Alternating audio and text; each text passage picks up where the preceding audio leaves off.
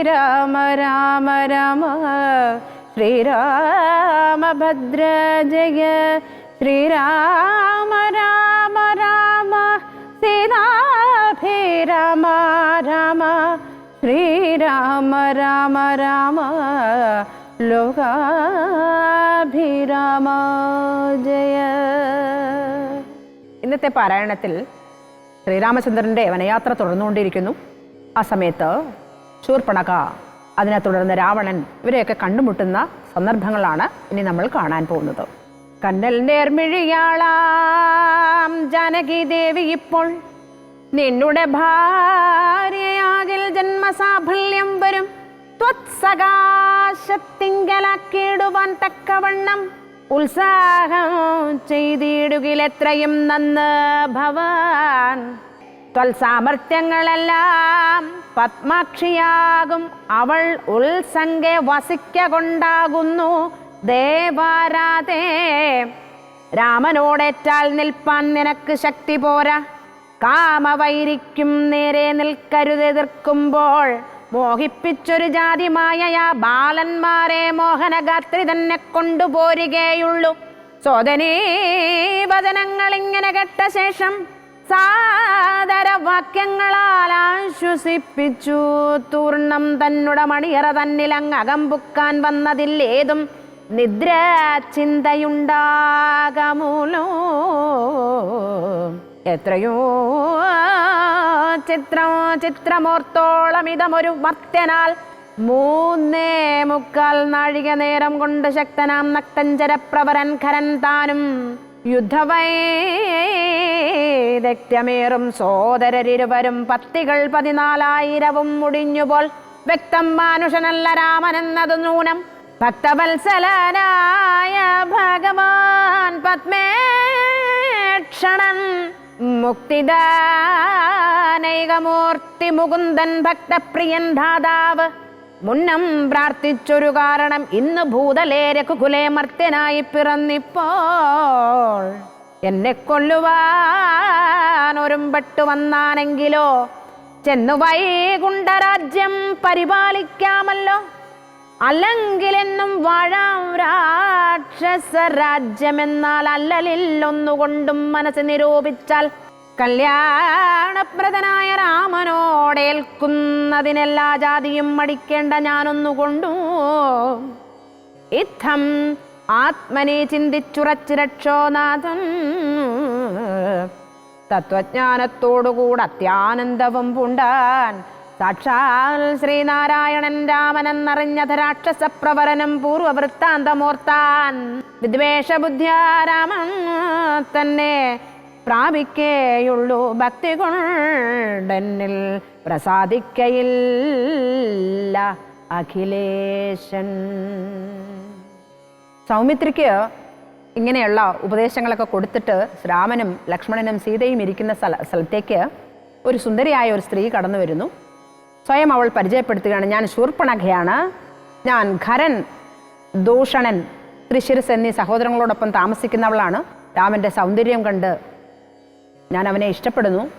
അതുകൊണ്ട് നീ ഇന്ന് എന്നെ ഭാര്യയായി സ്വീകരിക്കണം എന്ന് ശൂർപ്പണഖ ശ്രീരാമനോട് അപേക്ഷിക്കുകയാണ്. അപ്പം ശ്രീരാമൻ പറയാണ്, ഞാൻ അയോധ്യാപതിയായ ദശരഥൻ്റെ പുത്രനാണ്. ഈ ഇരിക്കുന്നത് എൻ്റെ പത്നി ജാനകിയാണ്. ഇത് എൻ്റെ സഹോദരൻ ലക്ഷ്മണൻ. അപ്പോൾ അവൾ പറഞ്ഞു, നീ എന്നെ പരിഗ്രഹിച്ച് എന്നെ നിൻ്റെ ഭാര്യയാക്കണമെന്ന് ശൂർപ്പണഖ പറയുമ്പോൾ ജാനകിയെ നോക്കിക്കൊണ്ട് പുഞ്ചിരിച്ചുകൊണ്ട് രാമൻ ശൂർപ്പണഖയോട് പറയുന്നു, താപസവേഷം ധരിച്ച് കാനനത്തിൽ സഞ്ചരിക്കുന്ന ഒരുവനാണ് ഞാൻ. ഇവള് എൻ്റെ പ്രിയ പത്നിയാണ്. എനിക്ക് അവളെ ഒരിക്കലും പിരിയാൻ കഴിയില്ല. എൻ്റെ സഹോദരനായ ലക്ഷ്മണന് നീ നല്ലവണ്ണം യോജിക്കും. അതുകൊണ്ട് നീ ലക്ഷ്മണൻ എൻ്റെ ഭർത്താവായിരിക്കണമെന്ന് പറഞ്ഞു വിടുന്നു. അപ്പോൾ ശൂർപ്പണഖ അവിടെ ചെന്നിട്ട് ലക്ഷ്മണനോട് പറയുന്നു, നീ എൻ്റെ ഭർത്താവാകണം. ലക്ഷ്മണനും അവളുടെ അപേക്ഷ നിരസിച്ചു. നീ ചെന്ന് ശ്രീരാമനോട് പറയും. വീണ്ടും ശ്രീരാമൻ്റെ അടുത്ത് വരും. ഇങ്ങനെ ശ്രീരാമനും ലക്ഷ്മണനും അവളെ ഭാര്യയായി സ്വീകരിക്കാത്തതിൻ്റെ ഒരു ദേഷ്യത്തിൽ ശൂർപ്പണഖ പെട്ടെന്ന് ആലസ്യം എല്ലാം കൂടിക്കലർന്നൊരവസ്ഥയിൽ മായാരൂപം വെടിഞ്ഞ് കറുത്ത ഒരു പാറ പോലെ ശരീരവും ദംഷ്ട്രയും എല്ലാമായിട്ട് സീതാദേവിയുടെ അടുത്തേക്ക് നീങ്ങി. പേടിച്ച രാമൻ അവളെ തടുത്തു നിർത്താൻ തുടങ്ങിയപ്പോഴേക്കും ലക്ഷ്മണൻ വാള് ഊരി അവളുടെ മാറും മൂക്കും ഛേദിച്ചു കളഞ്ഞു.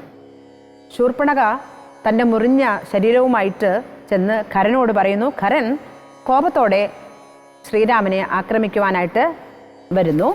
3.25 നാഴിക കൊണ്ട് 14,000 രാക്ഷസന്മാരെയും ഖരൻ, ദൂഷണൻ, ത്രിശിർസ് എന്നിവയെല്ലാവരെയും വധിച്ചത് കണ്ട് ശൂർപ്പണഖ നിലംപതിച്ചു.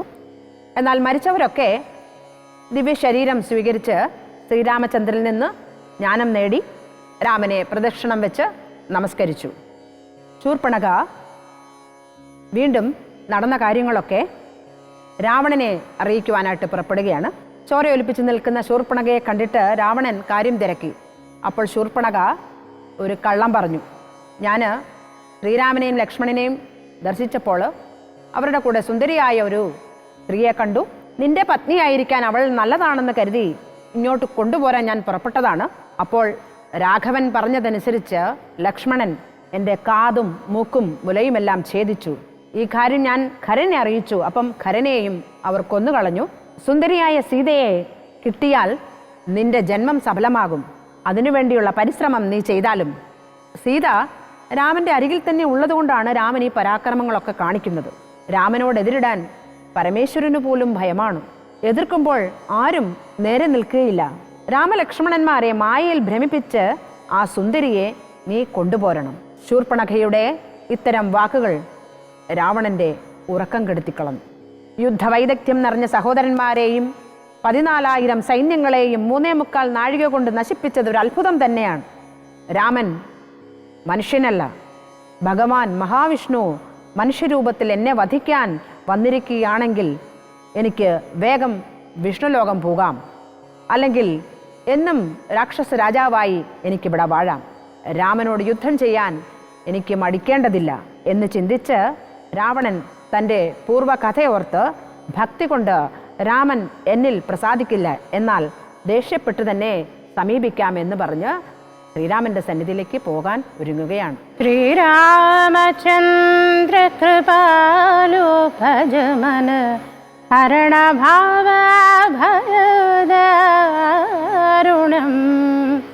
നവകഞ്ചലോചന കഞ്ചമുഖകര കഞ്ചപാദ കഞ്ചാരുണം ശ്രീരാമ